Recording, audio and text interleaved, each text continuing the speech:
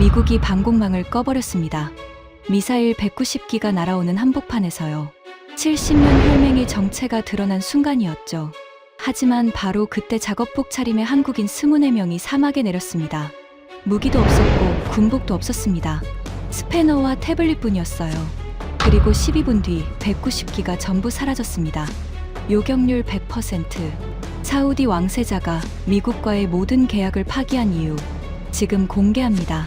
시작하기 전 구독과 좋아요, 그리고 대한민국 화이팅 댓글로 한국을 응원해주세요. 380억 달러. 사우디아라비아가 매년 미국에 바치는 방공 시스템 유지비입니다. 미국은 그것도 모자라 가격을 4배로 올리겠다고 통보했어요. 1,500억 달러. 한 해 국방 예산의 절반을 방공비로 쓰라는 소리였습니다. 하지만 진짜 충격은 그 다음이었어요. 이 이야기에 관심이 있으시다면 구독과 좋아요 부탁드립니다. 저는 나세르 알카타니, 사우디아라비아 국방혁신위원회 위원이자 무함마드 빈 살만 왕세자의 직속 참모입니다. 왕세자 집무실로 호출을 받은 건 그로부터 이틀 뒤였어요.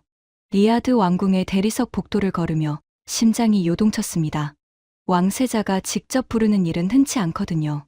집무실 문 앞에 도착했을 때 경호원이 고개를 끄덕이며 문을 열었어요. 냉방이 강하게 틀어진 실내에서 백단향 냄새가 코끝을 스쳤습니다. 왕세자는 책상 뒤에 앉아 태블릿을 들여다보고 있었어요. 검은 비슈트 위로 금실 자수가 은은하게 빛났습니다. 나세르. 왕세자가 태블릿에서 눈을 떼지 않은 채 말했어요. 목소리에 감정이 없었습니다. 그게 오히려 무서웠어요.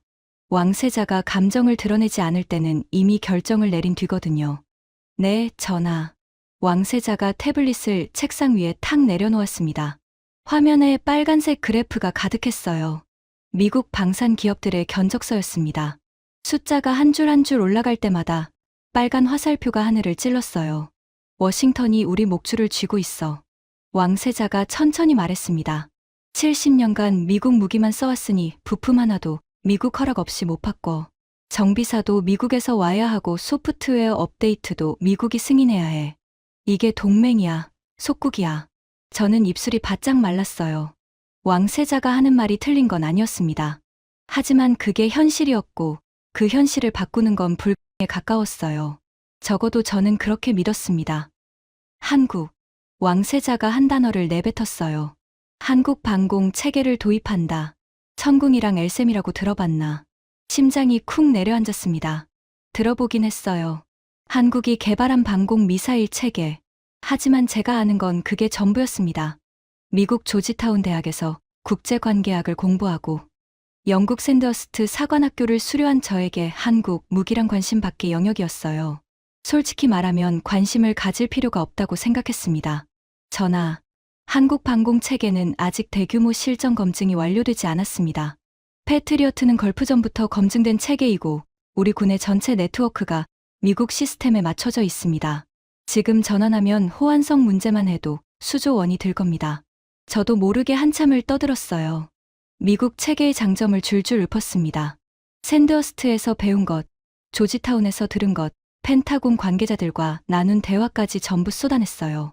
하지만 왕세자는 미동도 없었습니다. 제 말이 끝날 때까지 가만히 앉아 있다가 천천히 일어섰어요. 나세르. 왕세자가 창가로 걸어가며 말했습니다. 리야드 시내가 한눈에 내려다 보이는 통유리 앞에 섰어요. 내가 한국 방공 체계 실전 배치를 감독해라. 직접 기지에 가서 지켜봐. 성능이 내가 들은 대로인지 눈으로 확인하고 와. 명령이었습니다. 거부할 수 없었어요. 하지만 속으로는 확신했습니다. 한국 무기가 미국 체계를 대체할 수 있을 리 없다고요. 기껏해야 보조 수단 정도일 거라고 생각했어요. 전하, 알겠습니다. 하지만 제 판단으로는 기존 패트리어트 체계를 유지하면서 한국 장비는 보조적으로만 활용하는 게 현실적입니다. 왕세자가 고개를 돌려 저를 봤어요. 눈빛이 차가웠습니다. 한마디로 잘랐어요. 가서 직접 봐. 그리고 솔직하게 보고해. 미국 눈치 보지 말고. 그 말에 뒤통수를 맞은 것 같았어요. 왕세자는 알고 있었던 겁니다. 제가 친미파라는 걸요. 아니, 더 정확히는 미국의 눈과 귀라는 걸요. 등줄기에 식은땀이 흘렀습니다. 집무실을 나오면서 다리가 후들거렸어요. 복도의 대리석이 유난히 차갑게 느껴졌습니다. 왕세자는 분명히 저를 시험하고 있었어요. 한국 무기를 감독하라는 게 아니라 제 충성을 시험하는 거였습니다. 하지만 저는 왕세자의 뜻과는 다른 계획을 세우고 있었어요. 한국 방공 체계가 실패하는 모습을 직접 기록해서 보고하면 왕세자도 포기할 거라고요. 그러면 미국과의 관계도 지키고 제 자리도 지킬 수 있었습니다. 리아드 올라야 지구의 프랑스 레스토랑이었습니다. 왕궁에서 차로 20분 거리에 있는 이 식당은 사우디 고위 관료들과 외국 로비스트들이 비공개 회동을 하는 곳으로 유명했어요. 개인실마다 방음 처리가 되어 있었고 직원들은 손님의 얼굴을 기억하지 않는 훈련을 받았습니다. 저는 왕세자를 만나고 나서 곧바로 한 통의 전화를 걸었어요. 워싱턴의 번호였습니다. 3시간 뒤 그 식당의 3번 개인실에 앉아 있었죠. 문이 열리고 들어온 남자는 브라이언 모건이었습니다. 로키드 마틴 중동 담당 수석 부사장. 50대 후반의 이 남자는 제가 조지타운에 있을 때부터 알고 지낸 사이였어요. 정확히 말하면 제 유학 시절 생활비의 상당 부분을 이 남자의 회사가 대줬습니다. 장학금이라는 명목으로요. 회색 양복에 빨간 넥타이, 손목에는 롤렉스 데이토나가 번쩍이고 있었어요. 브라이언이 자리에 앉으며 메뉴판을 펼치지도 않고 웨이터를 불렀습니다. 트리프 리소토, 그리고 사또 마고 한 병. 웨이터가 나가자 브라이언이 몸을 앞으로 기울였어요. 헤어젤 냄새가 테이블을 넘어 코끝에 닿았습니다. 미국 방산 로비스트 특유의 냄새였어요. 비싼 향수와 기름기가 섞인 냄새. 한국 깡통 이야기 들었어. 브라이언이 낮은 목소리로 말했어요. 입꼬리가 살짝 올라가 있었습니다. 비웃는 거였어요. 왕세자가 천궁인가 뭔가를 사겠다며? 저는 고개를 끄덕였어요. 와인잔을 기울이며 대답했습니다. 왕세자가 직접 지시했어요. 제가 기지에 가서 실전 배치를 감독하래요. 브라이언이 코웃음을 쳤습니다. 와인을 한 모금 마시더니 냅킨으로 입술을 닦았어요. 나세르, 한국 방공 체계가 뭔지 알아? 미국 기술을 라이선스로 받아서 조립한 거야. 핵심 소프트웨어는 우리 알고리즘 기반이고 레이더 모듈도 레이시온 특허가 들어가 있어. 그걸 자기네가 만들었다고 떠드는 거지. 브라이언의 말이 틀린 건 아니었어요. 한국 방사는 분명히 미국 기술 이전에서 출발했습니다. 패트리어트의 기반 기술을 배워서 자체 개발했다는 게 공식 입장이었지만 업계에서는 카피라는 시선이 강했어요. 그 깡통이 패트리어트랑 맞붙으면 어떻게 될 것 같아? 브라이언이 스테이크 나이프로 빵을 잘랐어요. 칼날이 은접시 위에서 끼익 소리를 냈습니다. 실전 데이터가 없잖아. 시뮬레이션이랑 실전은 하늘과 땅 차이야. 우리 패트리어트는 걸프전부터 실전에서 검증된 체계거든. 이라크전, 예멘 후티 요격, 이스라엘 아이언돔 연동까지 전부 실전이야. 한국이 뭘 해봤어? 저는 속으로 완전히 동의하고 있었습니다. 브라이언이 하는 말이 제가 왕세자에게 했던 말과 똑같았거든요. 브라이언이 안주머니에서 USB 하나를 꺼내 테이블 위에 올려놓았어요. 검은색 금속 케이스에 로키드 마틴 로고가 새겨져 있었습니다. 여기 한국 천궁 체계의 기술 분석 보고서가 들어있어. 우리 엔지니어들이 공개된 스펙을 분석한 거야. 결론부터 말하면 동시 추적 가능수가 패트리어트 절반도 안 돼. 고고도 요격 능력은 아예 없고 전자전 환경에서의 성능은 검증 자체가 안 됐어. 브라이언이 USB를 손가락으로 톡톡 두드렸어요. 이걸 왕세자한테 보여줘. 숫자로 증명하면 아무리 왕세자라도 고집을 못 부릴 거야. 저는 USB를 집어들었습니다. 차가운 금속이 손바닥에 닿았어요. 이게 제 무기였습니다. 한국 체계의 약점을 숫자로 증명해서 왕세자를 설득하는 거였어요. 그러면 미국 체계가 유지되고 브라이언의 회사는 1,500억 달러짜리 계약을 따내고 저는 워싱턴에서 가장 믿음직한 파트너로 남을 수 있었습니다. 한 가지 더. 브라이언이 목소리를 더 낮췄어요. 거의 속삭임에 가까웠습니다. 한국 기술지원단이 기지에 도착하면 모든 걸 기록해. 실수, 오작동, 지연, 뭐든 상관없어. 사소한 것도 전부 리포트해줘. 우리가 의회에 제출할 거야. 한국 무기가 중동에서 얼마나 위험한 선택인지 증명하는 자료로.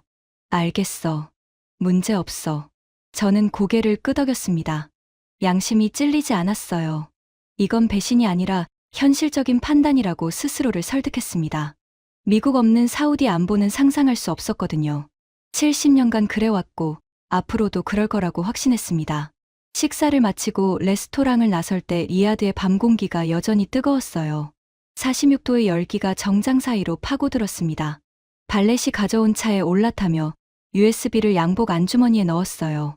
심장 바로 위에 차가운 금속이 닿았습니다. 그게 폭탄이라는 건 그때는 몰랐어요. 미국이라는 종교를 믿고 있던 저 자신에게 터질 폭탄이라는 거요. 사흘 뒤 저는 사우디 북부 타부크 공군기지에 있었습니다. 이란 국경에서 직선거리로 800km, 걸프만을 사이에 두고 이란과 마주보는 전략적 요충지였어요. 패트리어트 포대 4기가 기지 사방에 배치되어 있었고 미군 기술 지원 인력 120명이 상주하고 있었습니다. 기지에 도착한 첫날 저는 미군 연락 장교 테일러 대령을 만났어요. 텍사스 출신답게 덩치가 산만했습니다. 악수를 하는데 손이 야구 글러브 같았어요. 테일러가 기지를 안내하면서 목소리를 낮췄습니다. 알카타니 위원, 솔직히 말할게요. 워싱턴에서도 한국 장비 들어온다는 거 다 알고 있어요. 좋게 보고 있지 않습니다. 예상했던 반응이었어요.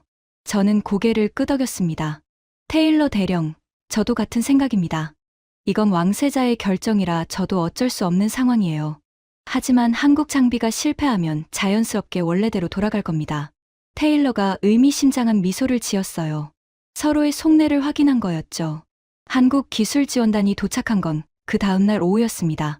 활주로에 서서 기다리는데 머리 위로 사막의 태양이 내리쬐었어요. 기온이 50도에 가까웠습니다. 모래바람이 간간히 불어와 얼굴을 핥히었어요. 군복 안쪽이 땀으로 축축하게 젖어 있었습니다. 수송기 한 대가 활주로에 내려앉았어요. 미국 C-17이 아니었습니다. 한국 공군 수송기였어요. 동체에 태극 마크가 선명했습니다. 솔직히 그 수송기부터 좀 안쓰러워 보였어요. 미군 수송기에 비하면 크기가 확연히 작았거든요. 후미 해치가 열리고 사람들이 내려왔습니다. 24명이었어요. 제가 예상한 모습과는 달랐습니다. 깔끔한 군복을 입은 군인이 아니라 반팔 작업복에 안전화를 신은 기술자들이었어요. 등에 한화 디펜스라는 글씨가 박혀 있었습니다. 선두에 선 남자가 눈에 들어왔어요. 키가 크지 않았습니다. 170cm 정도. 마른 체형에 여기저기 기름 자국이 묻은 작업복을 입고 있었어요. 나이는 40대 초반으로 보였습니다. 인상이 날카로웠어요. 눈이 좁고 깊었습니다. 사막의 열기에도 땀 한 방울 흘리지 않는 것 같았어요. 그 남자가 제게 다가왔습니다. 걸음걸이가 빨랐어요. 불필요한 동작이 없었습니다. 국방혁신위원회 알카타니 위원이십니까? 한국어였지만 통역이 바로 옆에서 아랍어로 옮겨줬어요. 네, 맞습니다. 당신은 한화디펜스 방공사업부 수석 엔지니어 박준혁입니다. 천궁, 체계 현장 배치 총괄을 맡았습니다. 악수를 하는데 손바닥이 거칠었어요. 굳은 살이 두껍게 박혀 있었습니다. 브라이언의 매끈한 로션 손과는 차원이 달랐어요. 이 사람은 손으로 먹고 사는 사람이구나 하는 생각이 스쳤습니다. 위원님, 세팅 일정 보고 드립니다. 박준혁이 서류철도 태블릿도 꺼내지 않고 말했어요. 전부 머릿속에 있다는 듯이. 오늘 중으로 레이더 기지국 설치를 완료하고 내일 오전까지 발사대 8기를 전개합니다. 내일 오후에 네트워크 연동 테스트를 마치면 이틀 뒤부터 실전 운용이 가능합니다. 저는 속으로 코웃음을 쳤어요. 이틀이요. 패트리어트 포대 한 기를 새로 세팅하는 데만 최소 열흘이 걸립니다. 그걸 이틀 만에 8기를 세팅하겠다고요. 허풍이 보통이 아니었어요. 박 엔지니어, 현실적으로 말합시다. 이 기지의 환경을 알고 왔습니까? 기온이 50도에 달하고 모래 폭풍이 수시로 몰아칩니다. 미군 기술자들도 장비 세팅에 열흘은 잡아요. 박준혁이 저를 봤어요. 표정이 변하지 않았습니다. 모욕을 느꼈는지 안 느꼈는지 알 수 없었어요. 그냥 사실을 확인하듯이 물었습니다. 열흘이요. 저는 눈을 깜빡였어요. 뭔가 이상한 기류가 느껴졌습니다. 이 남자가 놀란 게 아니라 저를 걱정하는 것 같았거든요. 마치 열흘이라는 숫자가 너무 오래 걸려서 안쓰럽다는 듯이요. 알겠습니다. 그러면 저희 작업하는 동안 기지 전력 공급하고 활주로 서쪽 500m 구역만 비워주십시오. 나머지는 저희가 알아서 합니다. 그게 전부였어요. 질문도 없고 요구사항도 없었습니다. 미군 기술자들이 올 때는 요구사항 리스트만 A사 용지 3장이었거든요.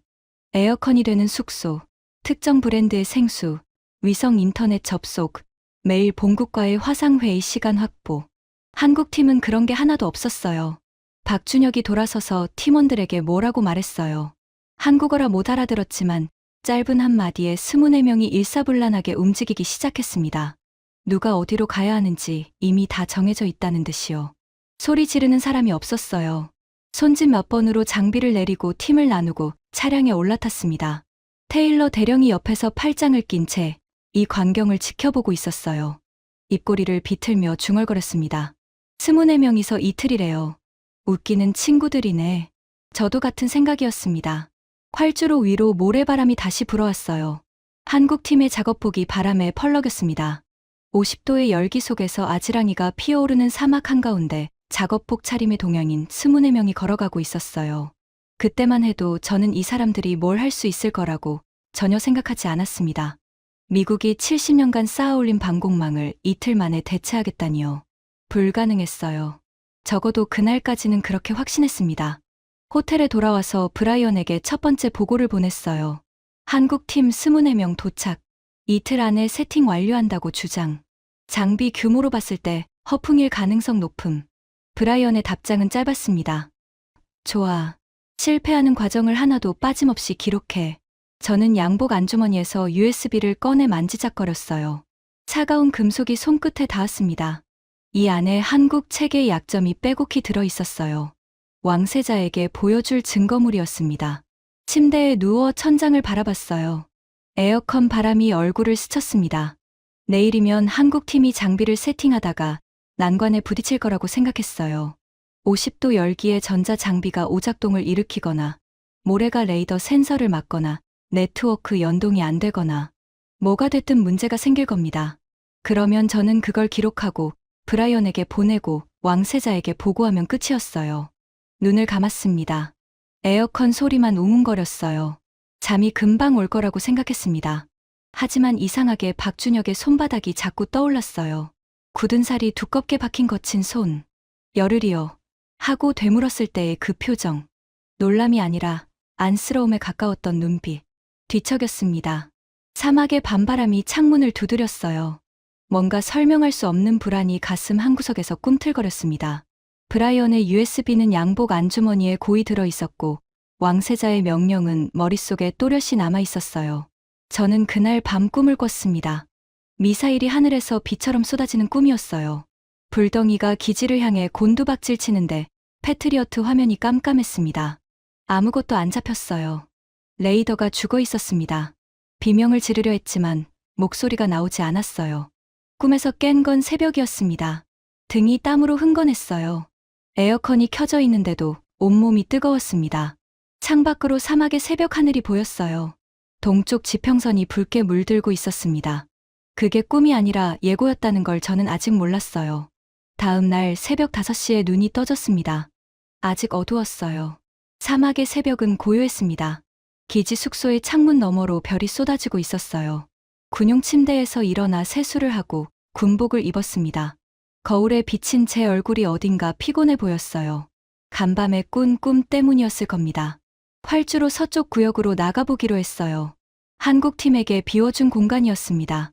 어차피 실패하는 과정을 기록해야 했으니까요. 브라이언에게 보낼 첫 번째 실패 보고서를 쓸 생각에 노트북을 챙겼습니다. 지프를 몰고 활주로를 가로질렀어요. 헤드라이트 불빛이 모래벌판을 훑었습니다. 서쪽 끝에 다가가자 뭔가 이상했어요. 불빛이 보였습니다. 작업등 여러 개가 어둠 속에서 하얗게 빛나고 있었어요. 새벽 5시인데요. 지프에서 내려 걸어갔습니다. 가까이 가자 장면이 눈에 들어왔어요. 심장이 멈추는 줄 알았습니다. 발사대 8기가 이미 세워져 있었어요. 8기 전부. 모래 위에 콘크리트 패드를 깔고 그 위에 발사대가 정확한 간격으로 도열해 있었습니다.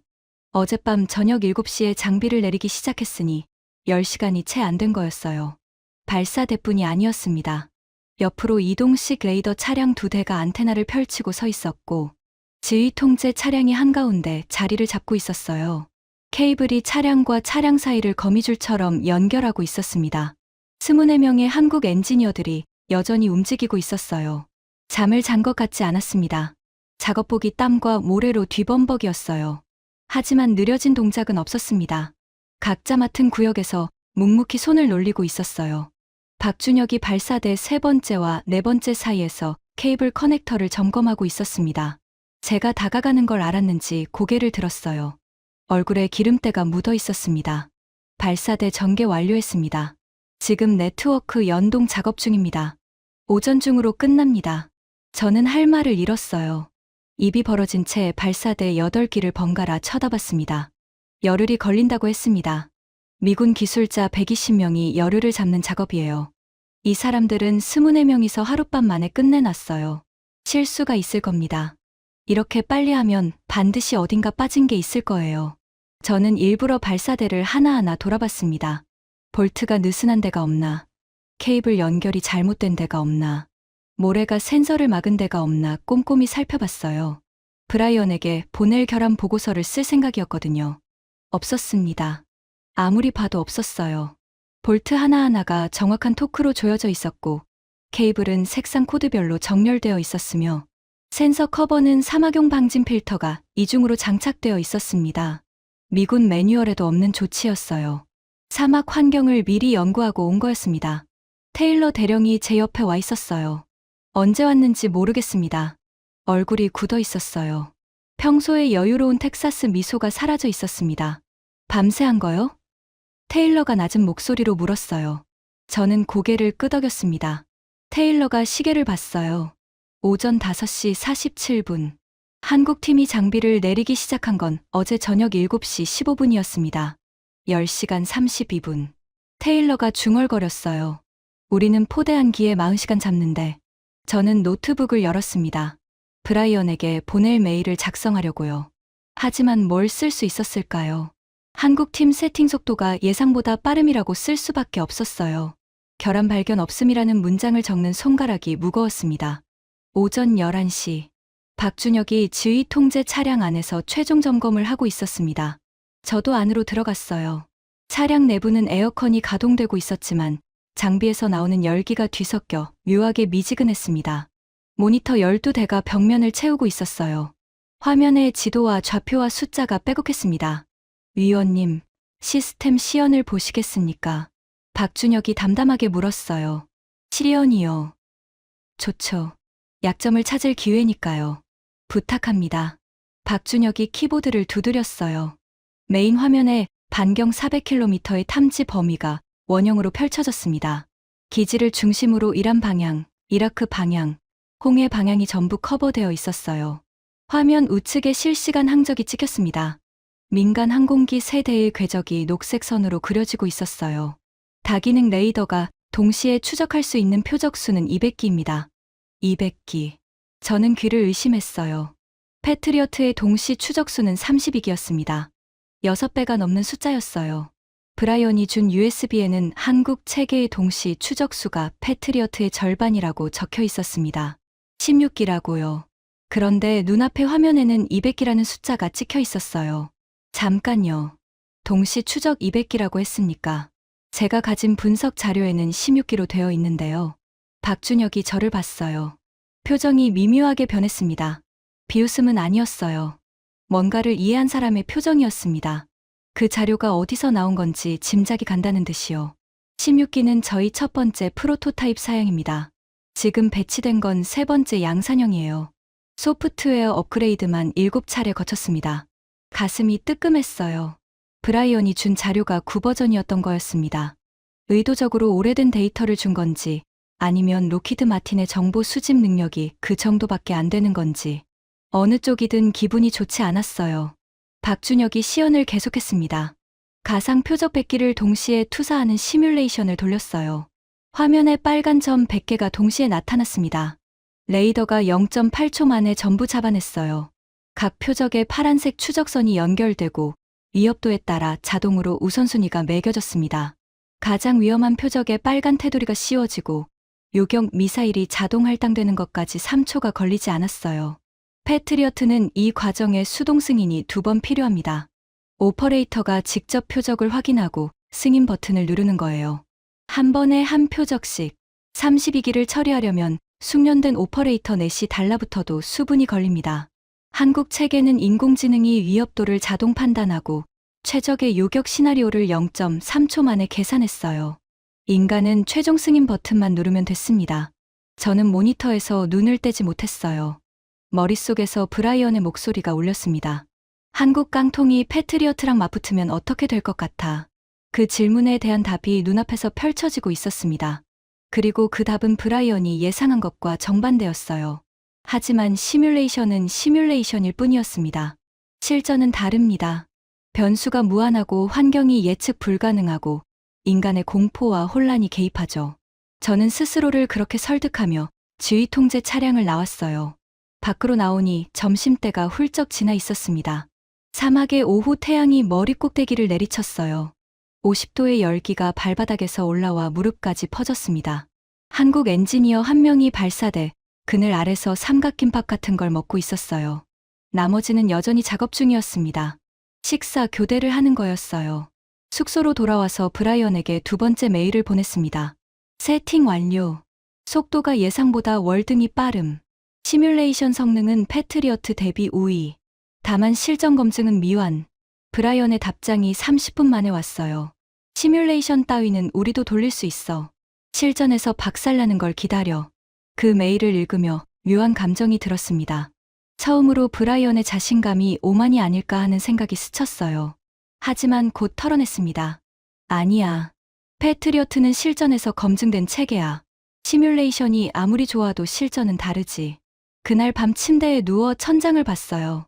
USB가 양복 안주머니에 들어 있었습니다. 주머니 위에 손을 올렸어요. 차가운 금속의 감촉이 느껴지지 않았습니다. 왜인지 그게 불안했어요. 사흘째 새벽이었습니다. 기지 전체를 찢어버리는 사이렌 소리에 눈이 번쩍 떠졌어요. 심장이 가슴팍을 뚫고 나올 것 같았습니다. 군복을 집어들고 군화를 신었어요. 끈도 제대로 묶지 못한 채 숙소 문을 열고 뛰어나갔습니다.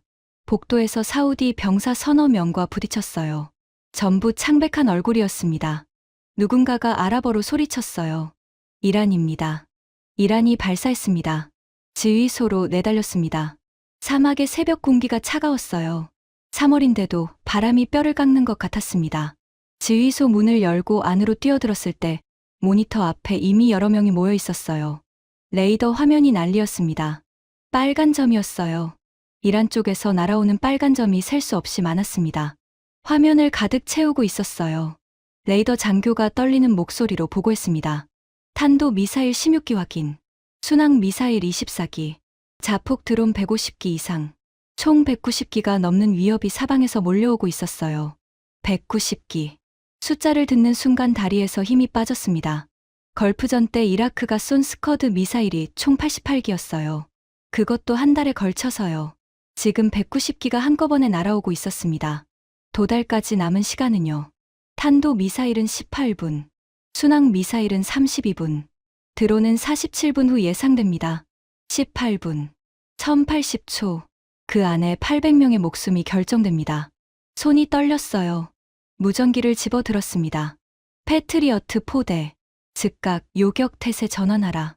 잡음이 돌아왔어요. 3초, 5초, 7초. 영원 같은 시간이었습니다. 응답이 없었어요.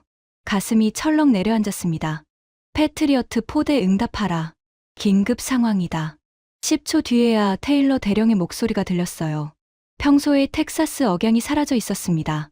딱딱하고 사무적인 톤이었어요. 알카타니 위원, 현재 패트리어트 포대는 워싱턴의 직접 통제를 받고 있습니다. 저의 권한으로는 가동할 수 없습니다. 저는 귀를 의심했어요. 무슨 말입니까? 190기가 날아오고 있어요. 18분도 안 남았습니다. 알고 있습니다.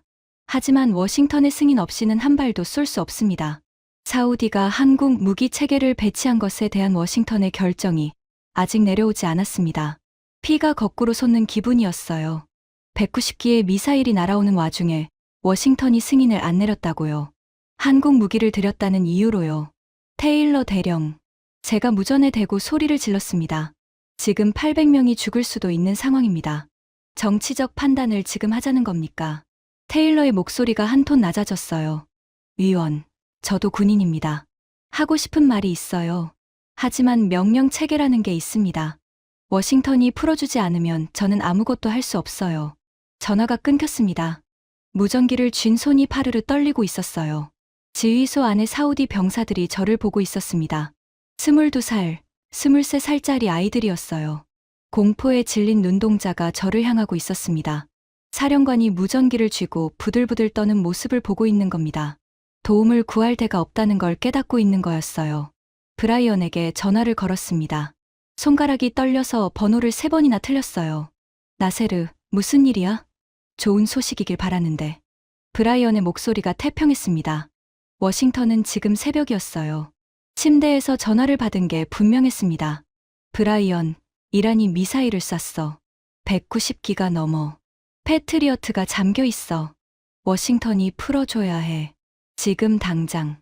전화 너머로 잠시 침묵이 흘렀어요. 이불이 바스락거리는 소리가 들렸습니다. 브라이언이 침대에서 일어난 거였어요.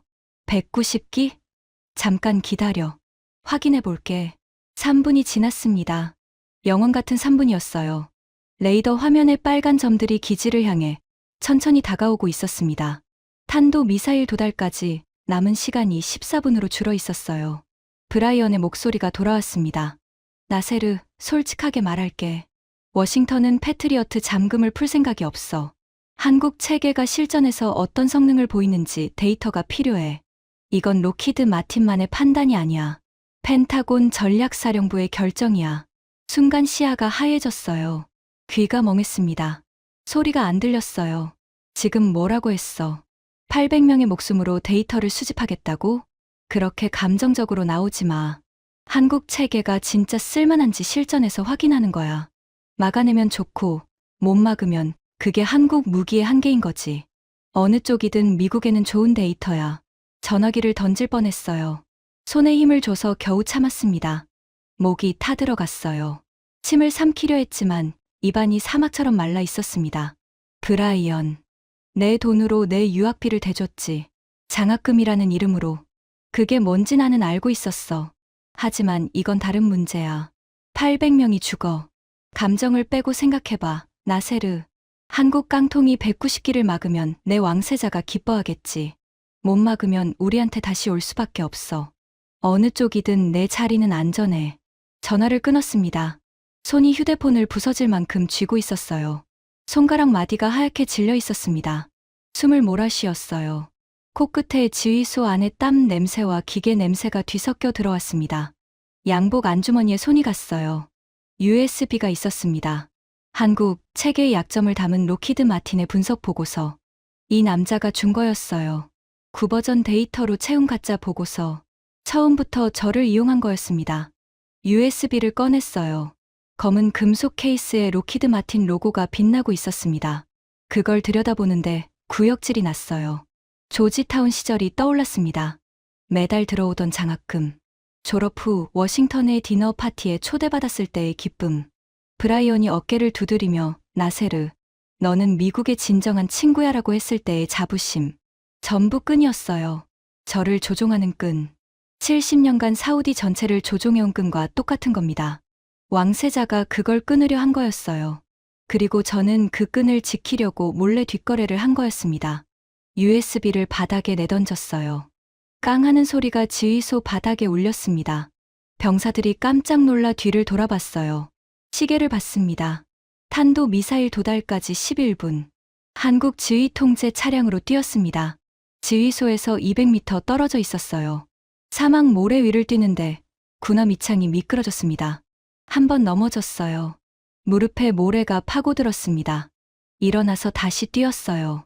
숨이 턱까지 차올랐습니다. 차량 문을 두드렸어요. 아니, 두드린 게 아니라 주먹으로 쳤습니다. 문이 열렸어요. 박준혁이 서 있었습니다. 모니터 불빛이 뒤에서 비쳐 얼굴이 반쯤 그림자에 묻혀 있었어요. 하지만 눈은 또렷했습니다. 이미 상황을 파악하고 있다는 눈빛이었어요. 190기가 날아오고 있습니다. 패트리어트가 잠겨 있어요. 미국이 풀어주지 않습니다. 저는 숨을 헐떡이며 말했어요. 말이 뒤죽박죽이었을 겁니다. 아랍어와 영어가 뒤섞였어요. 통역이 옆에 없었지만 박준혁은 다 이해한 것 같았어요. 알고 있습니다. 한마디가 전부였어요. 저는 멍하니 서 있었습니다. 알고 있다고요. 190기가 날아오는 걸 알고 있으면서 왜 이렇게 침착한 겁니까? 박준혁이 차량 안쪽으로 몸을 돌렸어요. 모니터 12대가 전부 켜져 있었습니다. 빨간 점 190개가 화면 위에서 기지를 향해 수렴하고 있었어요. 한국 엔지니어 3명이 콘솔 앞에 앉아 키보드를 두드리고 있었습니다. 긴장한 기색은 있었지만 패닉은 없었어요. 위원님. 박준혁이 저를 돌아봤어요. 표정이 없었습니다. 감정을 억누르는 게 아니라 원래 이런 사람이라는 걸 그때 알았어요. 저희 체계는 준비가 되어 있습니다. 발사 승인만 내려주십시오. 제가 승인을 내려요. 사우디 국방혁신위원회 위원의 권한으로 왕세자가 저에게 현장 감독 정권을 줬으니까 기술적으로는 가능했어요. 하지만 이건 그런 문제가 아니었습니다. 검증도 안 된 무기 체계에 800명의 목숨을 걸라는 거잖아요. 이 체계가 190기를 전부 막을 수 있습니까? 솔직하게 말해 주십시오. 박준혁이 저를 똑바로 봤어요. 3초쯤 침묵이 흘렀습니다. 모니터에서 레이더 신호음이 삐삐 울리고 있었어요. 저희는 이걸 위해서 온 겁니다. 대답이 아니었어요. 약속이었습니다. 100% 맞겠다는 장담도 아니고 못 막을 수도 있다는 변명도 아니었어요. 이걸 위해서 온 겁니다. 그 말에 담긴 무게를 저는 그때 온몸으로 느꼈습니다. 이 남자는 190기의 미사일을 막기 위해 사우디 사막에 온 거였어요. 계약서에 적힌 금액 때문이 아니라요. 시계를 봤어요. 8분. 심장이 갈비뼈를 두드리고 있었습니다. 800명의 얼굴이 스쳤어요. 숙소 복도에서 마주친 22살짜리 병사, 활주로에서 경례하던 신병, 식당에서 웃으며 밥 먹던 장교들. 미국은 이 사람들을 데이터로 취급했습니다. 한국은 이 사람들을 살리겠다고 온 겁니다. 선택은 이미 끝난 거였어요. 발사 승인합니다. 박준혁이 고개를 한번 끄덕였어요. 돌아서며 한국어로 짧게 말했습니다. 통역 없이도 의미가 전달되는 한마디였어요. 그가 콘솔 앞에 앉더니 승인 코드를 입력했습니다. 모니터 전체가 빨간색에서 녹색으로 바뀌었어요. 전 체계 전투 모드 전환. 엘셈 대기. 천궁 대기. 비오복합 대기. 녹색 불빛이 모니터 전체를 물들였습니다. 준비가 되었다는 뜻이었어요. 800명의 방패가 펼쳐진 겁니다. 탄도 미사일이 먼저 왔습니다. 레이더 화면 최상단에서 16개의 빨간 점이 포물선을 그리며 하강하고 있었어요. 고도 250km. 대기권 밖이었습니다. 마하 10 이상의 속도로 지구를 향해 곤두박질 치고 있었어요. 맨눈으로는 아직 보이지 않았습니다. 하지만 화면 위의 숫자가 미친 듯이 줄어들고 있었어요. 도달 예상 시간 4분 30초. 박준혁이 콘솔 앞에서 태블릿을 들었어요. 화면에 16개 표적의 궤적이 실시간으로 그려지고 있었습니다. 인공지능이 각 표적의 속도, 각도, 예상 착탄점을 0.1초 단위로 계산하고 있었어요. 엘셈 1차 발사 준비. 박준혁의 목소리는 변함이 없었어요. 공장에서 생산 라인을 가동하는 것 같은 톤이었습니다. 콘솔 오퍼레이터가 키를 눌렀어요. 발사. 발밑이 흔들렸습니다. 지휘 통제 차량 전체가 진동했어요. 밖에서 하얀 불기둥이 솟아오르는 게 모니터의 외부 카메라에 잡혔습니다. 엘셈 장거리 요격 미사일이 수직으로 치솟았어요. 한 발, 두 발, 세 발, 네 발. 연이어 솟구치는 하얀 불기둥이 아직 어두운 새벽 하늘을 수직으로 갈랐습니다. 굉음이 사막을 뒤흔들었어요. 모래가 진동으로 떨리는 게 발바닥으로 느껴졌습니다. 저는 모니터에서 눈을 뗄 수 없었어요. 파란 점들이 빨간 점들을 향해 솟구쳐 올라가고 있었습니다. 위로, 위로, 위로. 대기권 경계를 넘어 우주의 가장자리까지 올라가고 있었어요. 고도 200km, 180km, 150km. 파란 점과 빨간 점 사이의 거리가 좁혀졌습니다. 1호기 요격 3초 전. 오퍼레이터가 말했어요. 화면 맨 위쪽에서 빨간 점 하나가 사라졌습니다. 요격 성공. 1호기 제거. 숨을 참고 있었다는 걸 그때 깨달았어요. 가슴이 터질 것 같았습니다. 두 번째 빨간 점이 사라졌어요. 세 번째, 네 번째. 연쇄적으로 빨간 점들이 화면에서 지워졌습니다. 엘셈이 대기권 경계에서 이란의 탄도 미사일을 하나씩 격추하고 있었어요. 총알로 총알을 맞추는 것과 같은 정밀도였습니다. 마하 10으로 떨어지는 탄두를 마하 7로 올라가는 요격탄이 직격으로 부수고 있었어요. 5, 6, 7. 빨간 점이 하나씩 사라질 때마다 지휘 통제 차량 안에서 누군가의 거친 숨소리가 터져 나왔습니다. 8, 9, 10. 제 옆에 서 있던 통역관이 두 손으로 입을 막고 있었어요. 11, 12, 3분이 흘렀어요. 화면 상단에서 16개의 빨간 점이 전부 사라졌습니다. 하나도 남지 않았어요. 탄도미사일 16기 전략 요격 완료. 요격률 100%. 오퍼레이터의 목소리가 떨리고 있었어요. 한국어였지만 100%라는 단어는 알아들었습니다. 온몸에 소름이 돋았어요. 팔뚝에 털이 곤두섰습니다. 에어컨 바람이 닿는데도 온몸이 뜨거웠어요. 패트리어트의 실전 요격률은 68%였습니다.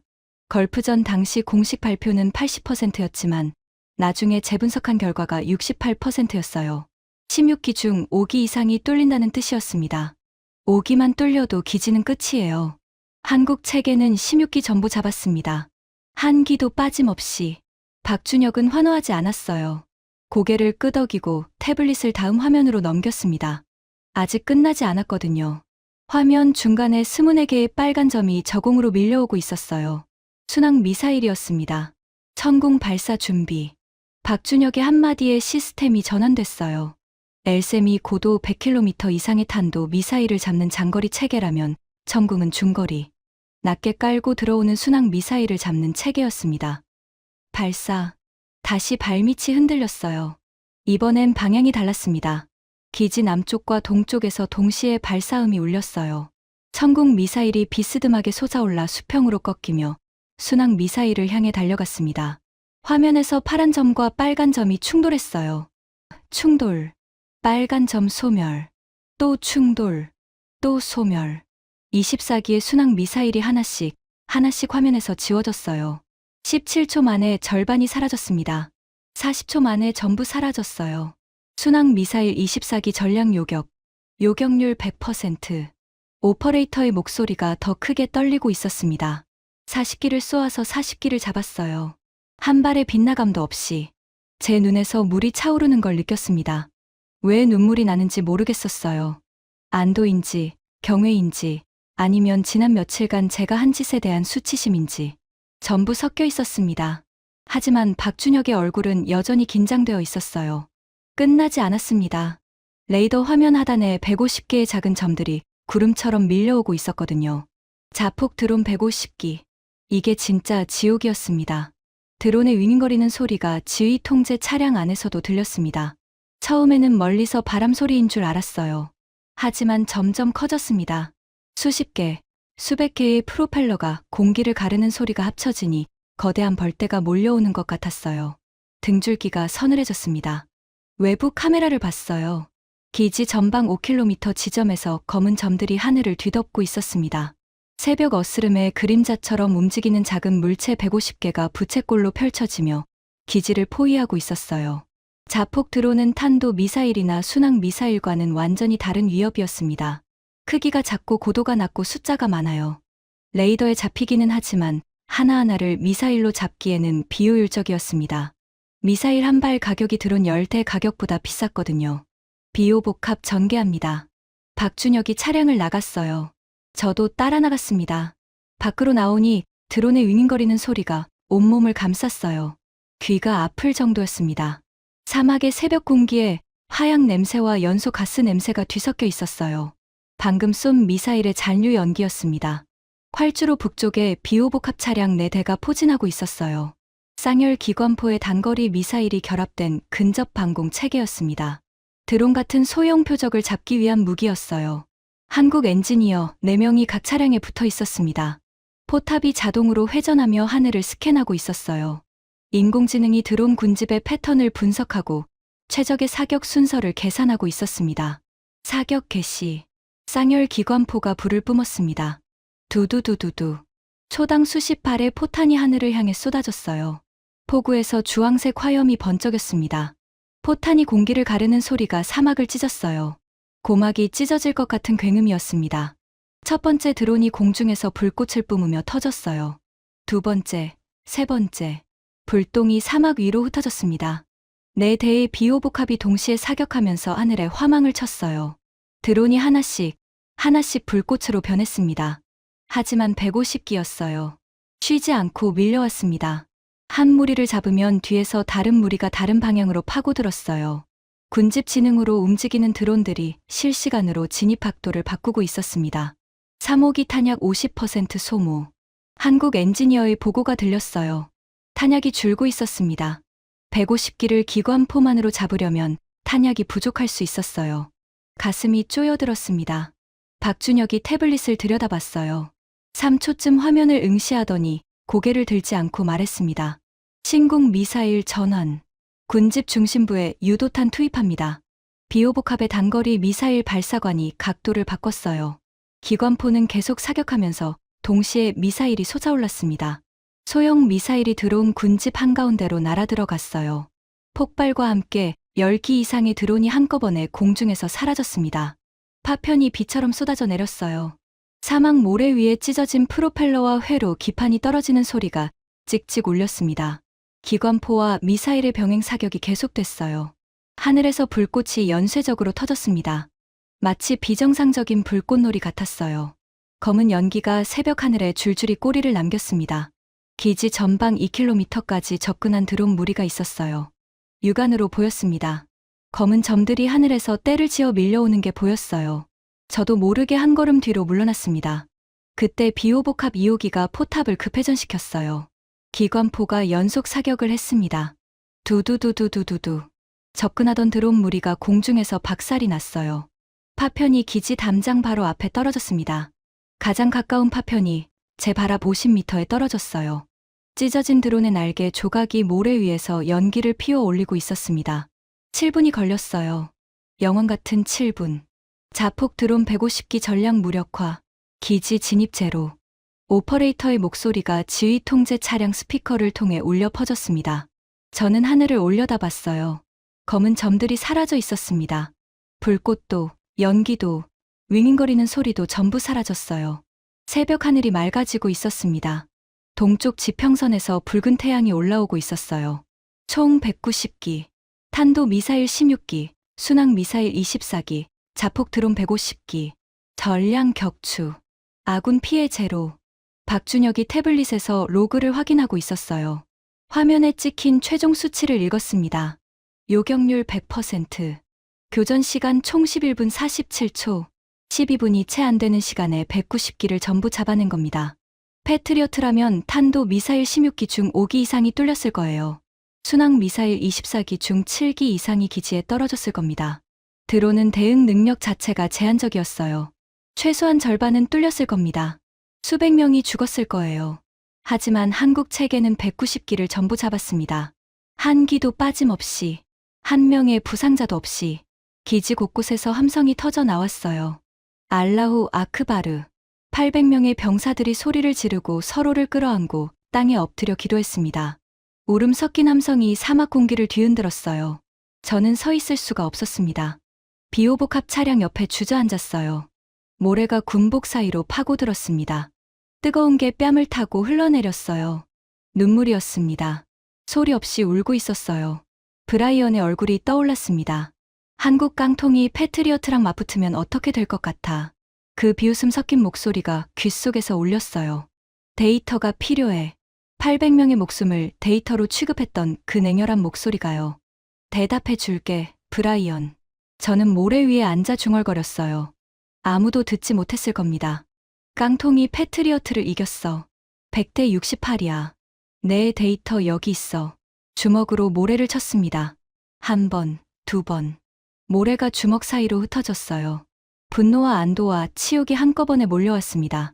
70년간 미국을 종교처럼 믿어왔어요. 조지타운에서 미국이 세계의 방패라고 배웠습니다.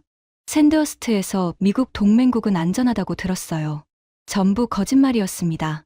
미국은 방패가 아니라 족쇄였어요. 동맹이 아니라 거래였습니다. 800명이 죽든 말든 데이터만 있으면 됐던 겁니다. 그리고 진짜 방패는 깡통이라고 비웃었던 곳에서 왔어요. 작업복을 입고 안전화를 신고 삼각김밥을 먹으며 밤을 새운 24명의 손에서 왔습니다. 고개를 들었어요. 박준혁이 발사대 쪽으로 걸어가고 있었습니다. 다음 발사를 위한 미사일 재장전을 확인하러 가는 거였어요. 방금 800명의 목숨을 살린 사람이 이미 다음 업무로 넘어가고 있었습니다. 그 뒷모습을 보면서 저는 결심했어요. 양복 안주머니에 손을 넣었습니다. USB가 없었어요. 아까 지휘소 바닥에 내던진 거였죠. 그 순간 깨달았습니다. USB만 버린 게 아니라 70년간 믿어왔던 것이 종교를 버린 거였어요. 일어섰습니다. 무릎에 모래를 털었어요. 리야드에 전화를 걸어야 했습니다.